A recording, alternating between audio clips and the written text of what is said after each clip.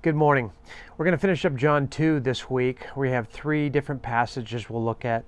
We're going to be reading this morning from John 2:13 through 17. When it was almost time for the Jewish Passover, Jesus went up to Jerusalem.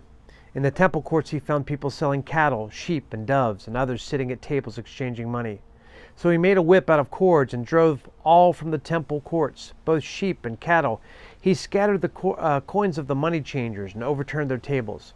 To those who sold doves, he said, "Get these out of here. Stop turning my Father's house into a market."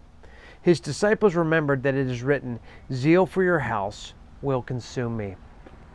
Now this is a capturing of Jesus overturning the money changers' tables. In the other Gospels, it's at the end of Jesus' 3-year career. This becomes one at the very beginning. We think it's probably a different time. It's not the same time because of the different chronology here. The other one, I think it brings out a little bit more of the prophetic witness against the temple, shutting down the temple and replacing the temple with the act of Jesus on the cross. This one, though, I think we can focus on something a little simpler.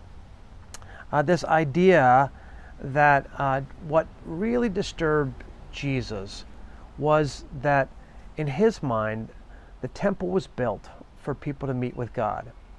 The temple was a place of prayer, of worship.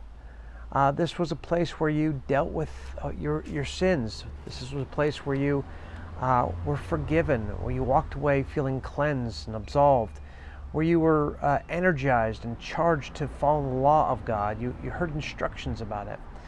And here he walks in and he finds it's a business. It's a show. It's a performance. And it deeply, deeply offends him. It reminds me of the simplicity of when they said, "What's the most important command, Jesus?" He said, "Love the Lord your God with all your heart, mind, soul, and strength, and love your neighbor as much as you love yourself." The idea here is that sometimes we take simple things, like the worship of God, like praying, and we make them more complicated, and we add money to them, and structures in business. And it reminds us that we need to keep these things very simple. God's really after the heart, the tender heart that approaches him.